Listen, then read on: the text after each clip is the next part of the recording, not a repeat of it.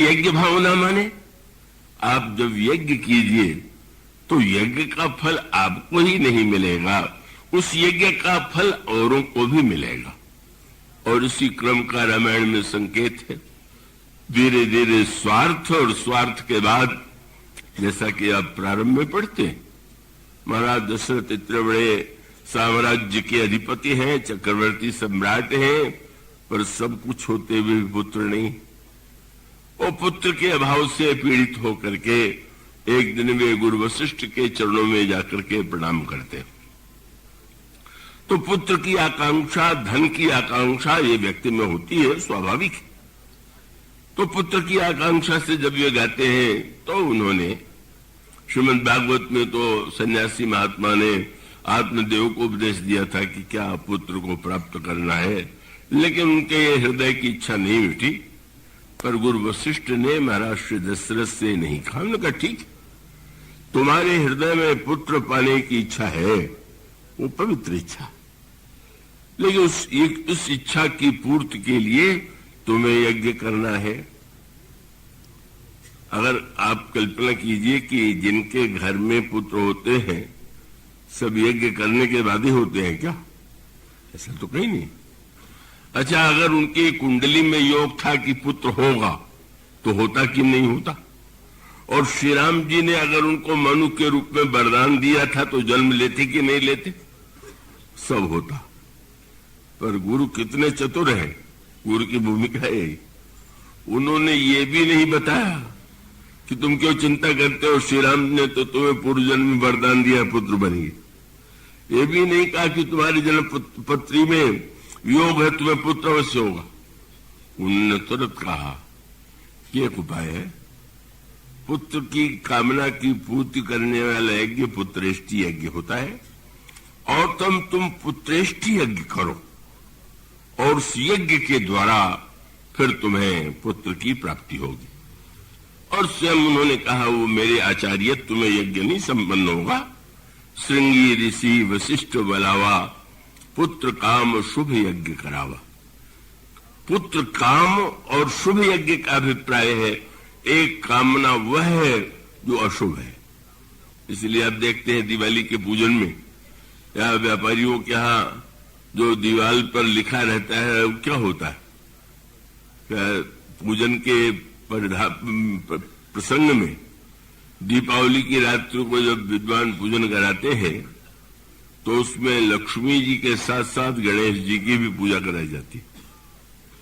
लक्ष्मी जी और गणेश जी का तो कोई उस प्रकार का संबंध नहीं, पर मानो लक्ष्मी अगर संपत्ति की देवी है तो गणेश जी विवेक के देवता हैं, इसलिए मानो संपत्ति पाके भी विवेक बना रहे, यही मनुष्य के जीवन के लिए आवश्यक है। इसलिए लक्ष्मी जी के साथ साथ विवेक को, विवेक के देवता की पूजा मत भूलिए। वैसे तो मैंने वो दृश्य देखा, पता नहीं यहां भी शायद वही होता हो।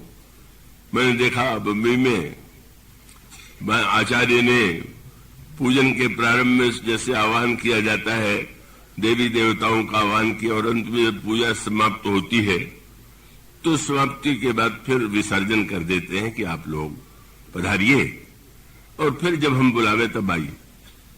लेकिन वो बड़ा अनोखा वाक्य मैंने सुना कि आचार्य जी ने कहा, जितने देवता आए हैं बस लक्ष्मी जी को छोड़ के सब चले जाए। बड़ी विचित्र बात थी। मैंने चिंता यह थी कि कहीं ये कह दे कि लक्ष्मी जी चली जाए तो सचमुच में चली जाए। ये ऐसा मनुष्य डरता है, उसका परिचय। वो उसने, ये पंडित जी ने नहीं कहा कि लक्ष्मी जी और गणेश जी न जाए, गणेश जी भी चले जाए तो कोई हानि नहीं, विवेक चला जाए तो कोई हानि नहीं, पर संपत्ति अवश्य बनी रहे।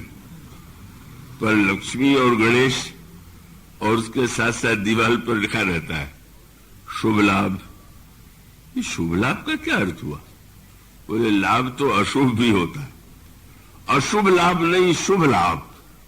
माने आपका जो लाभ है अगर अशुभ कार्यों के द्वारा अशुभ मार्ग से है तो कल्याणकारी नहीं होगा।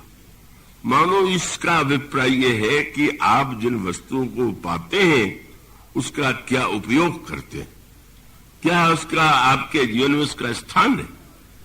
और इसलिए मानो यज्ञ भावना का विस्तार करने के लिए जानबूझ करके गुरु वशिष्ठ ने यही कहा, यज्ञ के द्वारा पुत्र मिलेगा। मानो उनके हृदय में यज्ञ की प्रति महिमा संस्कार जागृत हो। और हुआ, और वहां पर भी विस्तार से क्रम यही है। जब अग्नि में आहुति दी गई तो अग्निदेव प्रकट हो गए। उन्होंने खीर का पात्र दे दिया दशरथ जी के हाथ में, और देने के साथ यह भी एक वाक्य जोड़ दिया, ये अकेले किसी एक रानी को नहीं देना है, यह विबाट देहु नृप जाई। जो आपने पाया है उसको बांटना ही यज्ञ है, यज्ञ का फल है। आपने यज्ञ का फल पाया, खीर मिली, और रानियों को बांट दे। यज्ञ भावना में वहीं से प्रारंभ होता है। और उसके पश्चात सचमुच 4 पुत्र प्राप्त हुए। मानो आनंद की बाढ़ आ गई। एक पुत्र की कामना की थी, 4 पुत्र प्राप्त हो गए। और श्री राम की बाल लीलाओं को देख करके महाराज दशरथ, कौशल्या, अयोध्यावासी बड़े आनंद में निमग्न हो रहे। अब मानो अब स्वार्थ जो है परहित की दिशा में कब आवेगा, कैसे बढ़ेगा। इसलिए आप देखेंगे जो 3 इच्छाएं होती हैं, सुत वित्त लोक ईश्वरा 3, पुत्रैषणा, वित्तैषणा और लोकैषणा। ये तीनों मनुष्य में स्वभाव से होती है। पुत्र पाने की इच्छा, धन पाने की इच्छा और यश पाने की इच्छा। तो पुत्र की इच्छा से और धन की इच्छा से भी श्रेष्ठ इच्छा है यश पाने की इच्छा। क्योंकि पुत्र और धन में तो व्यक्ति ने अपने को जोड़ लिया, पर अगर यश पाना चाहेगा तो यश पाने के लिए तो दूसरों का उपकार करना होगा, दूसरों की सेवा करनी होगी, दूसरों के लिए अच्छा काम करना होगा। इसलिए इन तीनों आकांक्षाओं में मानो जो लोकैषणा है अति अगर उसका न हो जाए तो आवश्यक है और वो कल्याणकारी। इसीलिए आप सूत्र पाते हैं, जब यहां इतना आनंद अयोध्या में है, उसी समय दूसरे स्थान पर महर्षि विश्वामित्र के यज्ञ को ताड़का, मारीच और सुबाहु उनको नष्ट कर देते हैं। और यज्ञ के उस विनाश से बड़ा बड़े व्याकुल है मुनि। मुनि भी यज्ञ करते हैं। विश्वामित्र महामुनि ज्ञानी, बसहि विपिन सुव आश्रम जानी, तह जप जोग यज्ञ मुनि करे। दशरथ जी ने पुत्र के लिए यज्ञ किया था, पर विश्वामित्र के जीवन में जो यज्ञ है वो पुत्र पाने के लिए नहीं है, वो मानो भगवान की भक्ति की भावना को वृद्धिंगत करने के लिए पद राग जाग चाहो कौशुक जो क्यों है, ऐसे गोस्वामी जी ने वाक्य विनय पत्रिका में लिखा। और तब उस यज्ञ की रक्षा के संकल्प के लिए, पूर्ति के लिए विश्वामित्र आते हैं महाराज दशरथ के पास। और वहां दशरथ जी के पास जब महाराज दशरथ ने देखा इतने महान महात्मा आ गए, तो बड़े उत्साह से उन्होंने यही कहा कि आप कैसे पधारे और मांगो भूमि, आप जो भी मांगेंगे बस कहो सो करतन लाओ बारा। आप कहिए, मैं देने में देर नहीं करूंगा। विश्वामित्र मनी मन हंसे। अभी जब मेरी मांग सुनोगे तब पता चलेगा कि कहां तक ये उत्साह रह पाता है। और तब उन्होंने कहा, असुर समूह सतामहि मोही, मैं जाचन आयो नृपतो ही।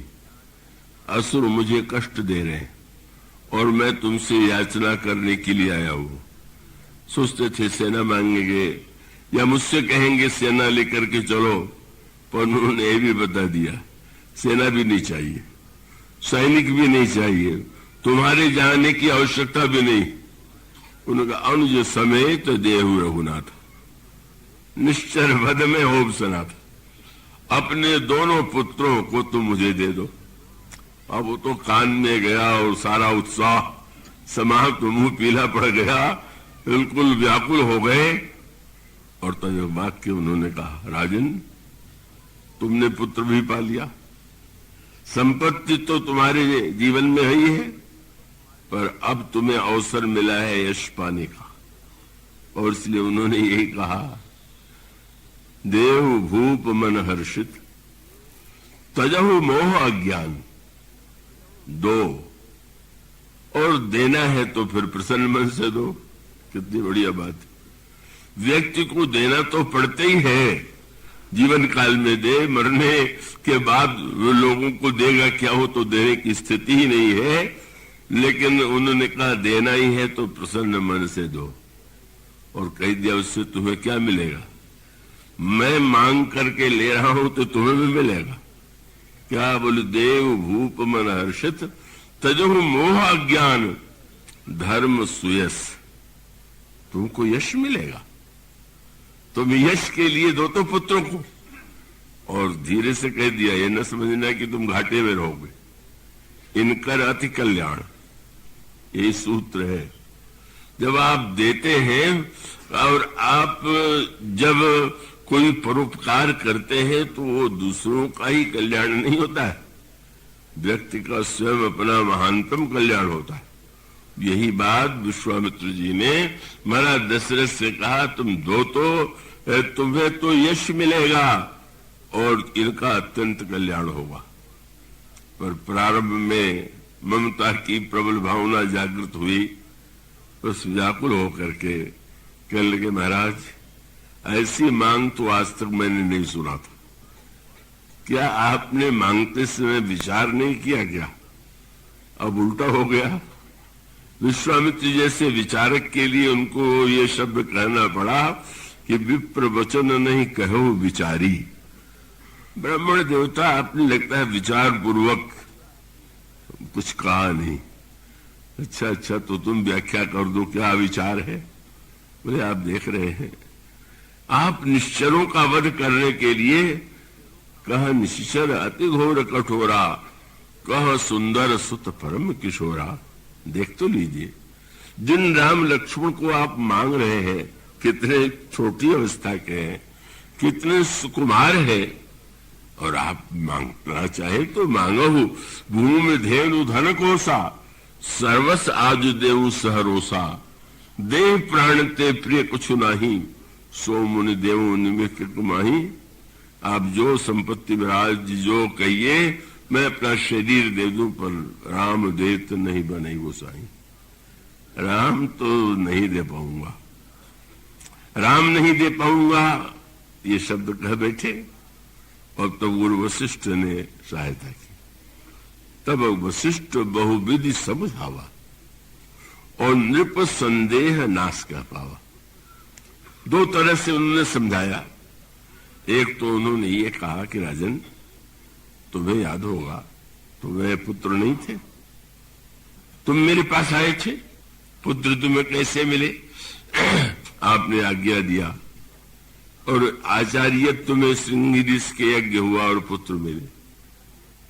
वशिष्ठ जी ने कहा, राजन सोचो, पुत्र नहीं था और यज्ञ के माध्यम से तुम्हें 4 पुत्र मिल गए। और देखो, एक महात्मा के यज्ञ से 4 पुत्र मिले और एक महात्मा का यज्ञ नष्ट हो रहा है, तो 4 पाया यज्ञ से तो 2 तो दे दो, आधा तो दो भाई। 4 नहीं मांगने आए हैं, ये भी आधा भी नहीं दोगे?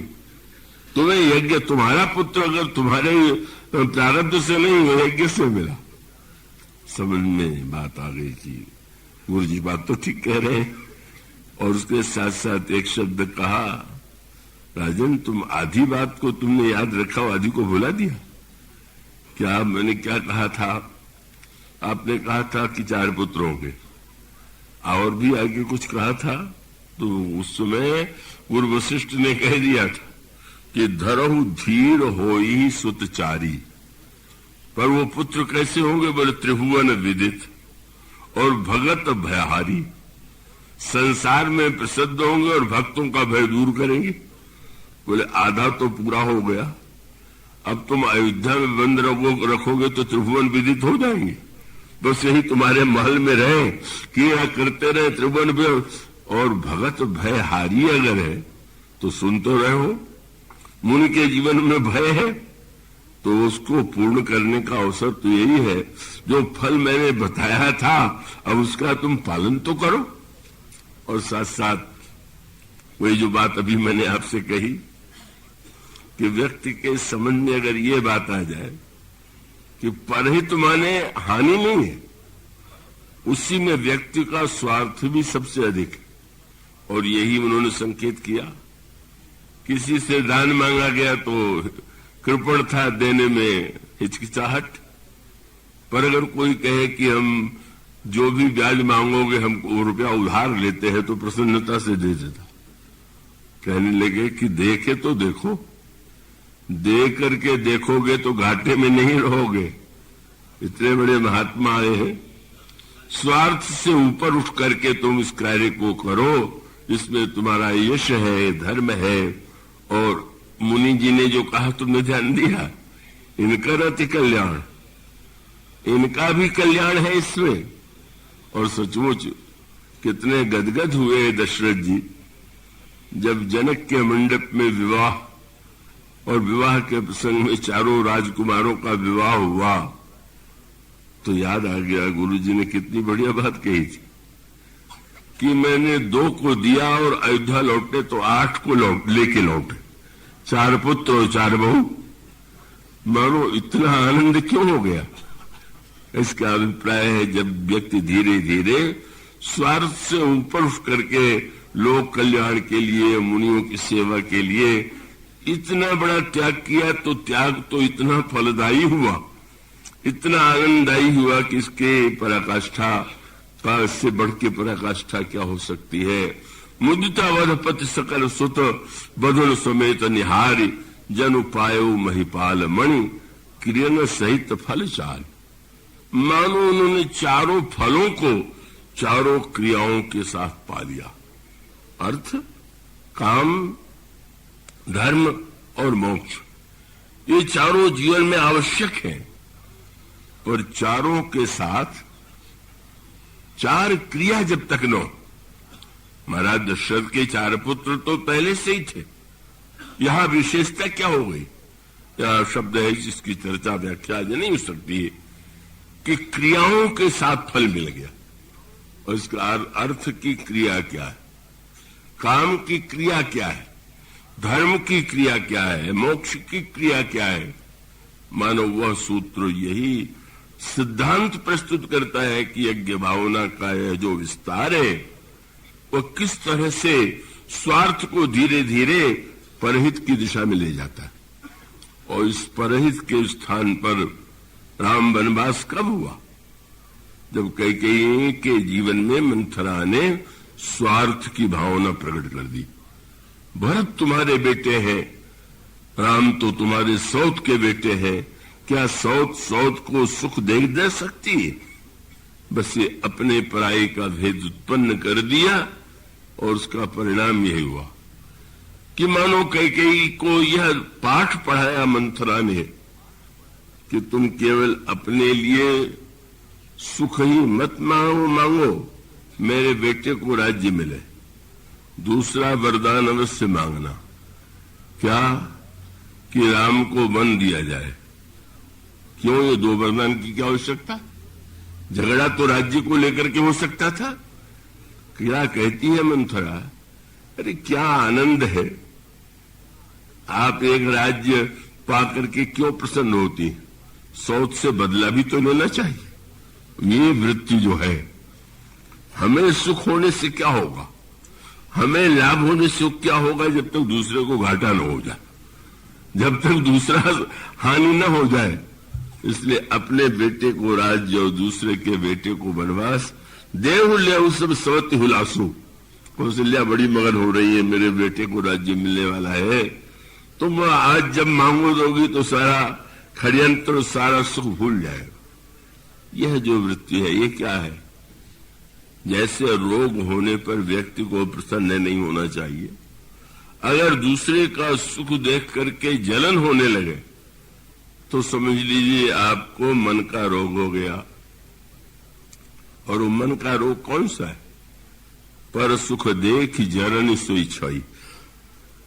दूसरे का सुख देख करके जब जलन हो तो समझ लीजिए मन का राजक्षमा मन की टीवी हो गई। राजक्षमा होने पर व्यक्ति प्रसन्न थोड़ी हो सकता है।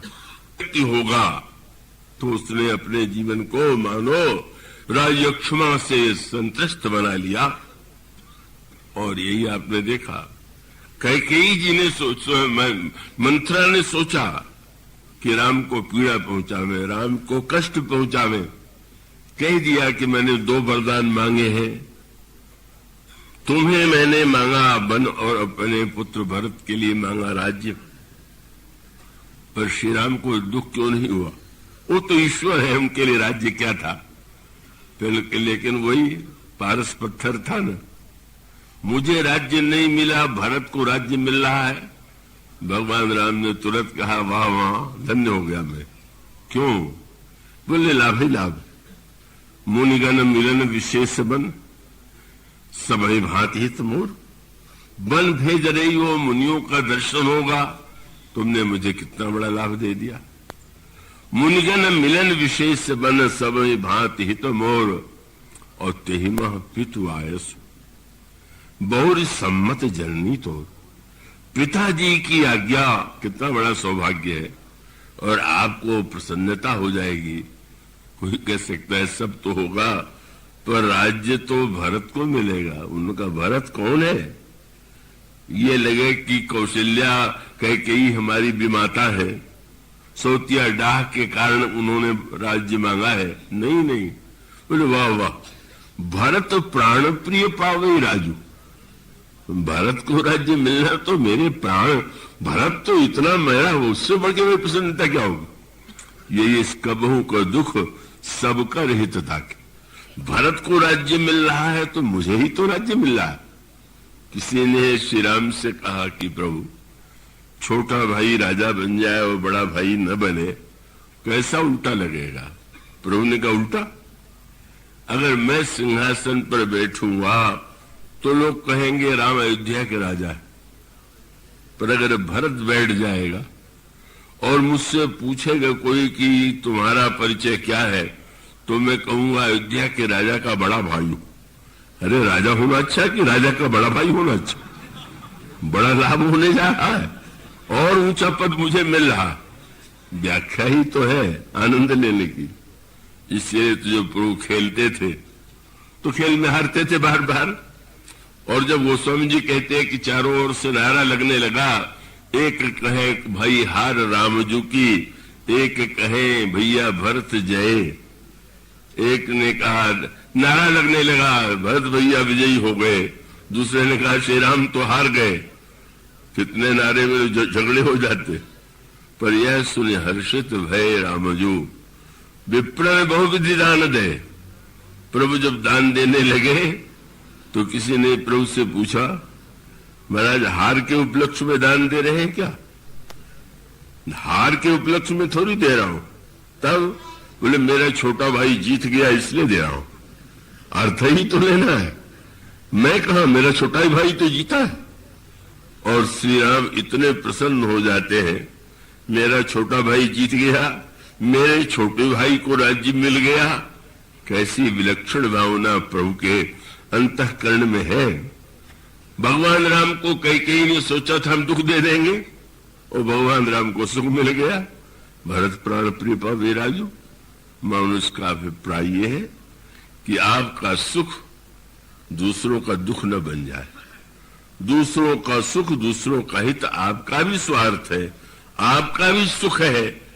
यह वृत्ति जब आ जाती है तब व्यक्ति समझता है कि परहित जो है कोई त्याग नहीं है, वह तो कल्याण का सबसे श्रेष्ठ धर्म है।